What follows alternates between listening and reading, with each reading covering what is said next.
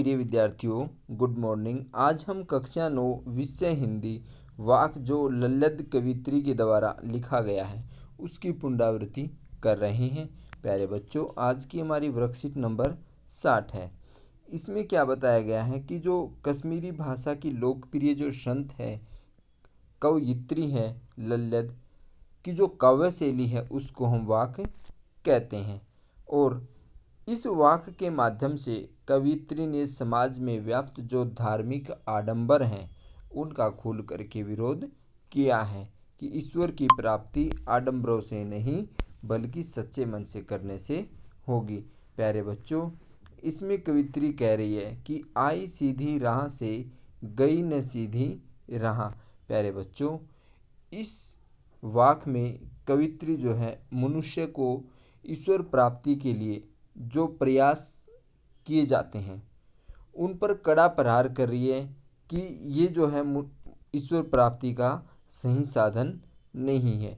क्योंकि यहाँ पे कवि कह रही है कि मुझे पश्चाताप हो रहा है कि मैं आई सीधी राह से, कहने का मतलब तो आई तो मैं सत्य का मार्ग चुनने के लिए थी, किंतु गई ने सीधी राह। यहाँ पे गई ने सीधी राह का मतलब है कि मैंने जीवन भर असत्य मार्ग पर चली, मैं जीवन भर, और उसी मार्ग पर मैंने ईश्वर को खोजने का प्रयास किया।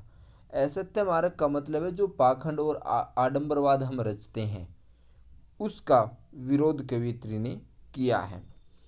अब वो कह रही है कि मैंने ईश्वर प्राप्ति के लिए भक्ति मार्ग को छोड़ दिया और जो एक जिद्दी का मार्ग होता है उसको मैंने अपनाया कि ऐसा करने से ईश्वर की प्राप्ति होगी, ऐसा करने से ईश्वर की प्राप्ति होगी।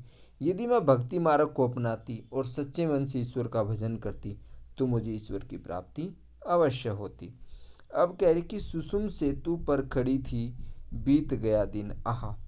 अब कवित्री एक बात कहना चाह रही है कि मैं जो है जो हठ योग अर्थात जो जिद्दी वाला योग है, जो जिद्दी है, जो आडंबरवाद है, कह रहा उनका सहारा लेकर के मैं ईश्वर को प्राप्त करना चाहती थी, किंतु और ईश्वर के बीच एक क्या निर्माण करना चाहती थी, सेतु। सेतु का मतलब था पुल।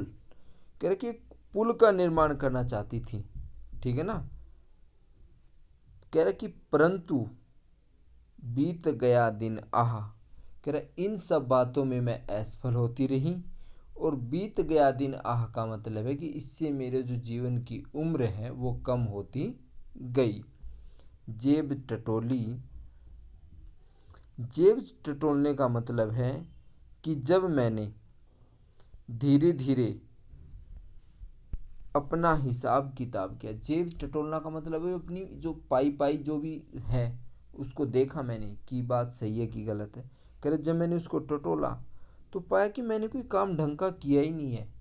फिर कोड़ी न पाई तो कह रहा मुझे उसमें कुछ मिला ही नहीं कि मैं भगवान को मृत्यु के बाद दिखा सकूं। जेब टटोलने का मतलब है कि मैंने पूरे जीवन में क्या अच्छा किया क्या बुरा किया उसके बारे में जब मैंने देखा अपने जीवन के बारे में तो कह रहा मुझे कुछ नहीं मिला कि भाई मैंने कुछ किया ही नहीं। कोड़ी न पाई का मतलब है कि मैंने ऐसा कुछ किया ही नहीं ताकि मैं उसको बाद में पा सकूं मृत्यु के बाद में।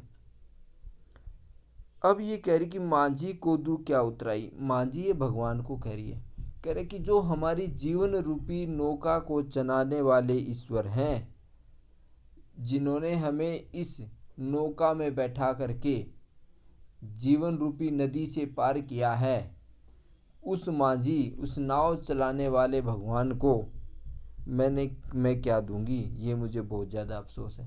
कहने का मतलब है कि उस भगवान ने मुझे इस भव सागर में पुण्यकर्म करने के लिए भेजा, किंतु मैंने पुण्यकर्म कोई किया ही नहीं, ठीक है ना। और बाद में मृत्यु के बाद जब वो हिसाब मांगेंगे तो मैं उसको क्या हिसाब दूंगी उस मांझी को अर्थात उस ईश्वर को, क्योंकि जो समय बीत गया वो तो लौट करके आना नहीं है, ठीक है ना। तो कह रहे कि मुझे इस बात का बहुत ज़्यादा अफसोस है। अब प्यारे बच्चों इसके अभ्यास के प्रश्न हैं। प्यारे बच्चों, यदि आपने चैनल को सब्सक्राइब नहीं किया तो आप चैनल को लाइक करें, सब्सक्राइब करें और अपने दोस्तों को भी शेयर करें। हमारा पहला प्रश्न है प्यारे बच्चों, जेब टटोली कोड़ी ना पाई, प्रस्तुत पंक्तियों का भाव स्पष्ट कीजिए। तो इसमें जो है कवित्री कहना चाह रही कि कुछ पंक्तियों द्वारा कवित्री कहना चाहती है कि जीवन भर मैंने असत्य मार्ग पर चलकर हठ योग का सहारा लेकर ईश्वर प्राप्ति करनी चाही, किंतु गलत मार्ग पर चलने के कारण मुझे कुछ भी नहीं मिला। तो प्यारे बच्चों, ये हमारा प्रथम प्रश्न है। अब आगे बढ़ते हैं प्रश्न नंबर 2। कवित्री ने माझी शब्द किसके लिए प्रयुक्त किया है? तो प्यारे बच्चों, कवित्री ने माझी शब्द भगवान के लिए प्रयोग किया है, क्योंकि यही माझी कवित्री को जो है संसार के बंधन से पार कराएंगे और मोक्ष की प्राप्ति जिससे उसको होगी। संसार के बंधन से मतलब है जो जीवन रूपी नौका है उससे पार कराएंगे, संसार के बंधनों से मुक्त कराएंगे, तभी जो है कवित्री को मोक्ष की प्राप्ति होगी। अब हमारा प्रश्न नंबर 3 है, कवित्री इन पंक्तियों के माध्यम से क्या कहना चाहती है? तो प्रिय विद्यार्थियों, कवित्री इन पंक्तियों के माध्यम से कहना चाहती है कि ईश्वर प्राप्ति के लिए सहज भक्ति और पुण्य कर्मों की आवश्यकता होती है। कहने का मतलब हम सच्चे दिल से, भक्ति भाव से पुण्य कर्म करते रहें जीवन भर, और ईश्वर को प्राप्ति के लिए जो कठिन साधना है, हठ योग का मतलब होता है जो कठिन साधना हम करते हैं, भाई ध्यान में बैठ के पूरे पूरे दिन तक उठे ही नहीं, कह रहा इस प्रकार की जो वृत्तियां हैं इनमें फंसना बिल्कुल गलत है, बेकार है।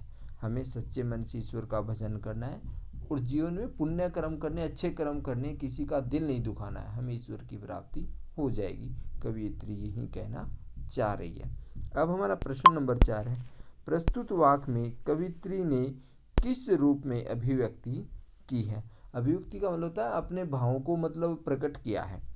तो प्रस्तुत वाक्य में कवित्री ईश्वर प्राप्ति के लिए एक साधक के रूप में अभिव्यक्ति की है कि हमें जो है सहज भाव से ईश्वर का भजन करना चाहिए, तभी हमें ईश्वर की प्राप्ति होगी, न कि कठिन साधना और तप से। तो प्यारे बच्चों, आशा करता हूँ आप इस वर्कशीट को समझ गए होंगे। प्रगति हिंदी यूट्यूब चैनल की वीडियो देखने के लिए धन्यवाद।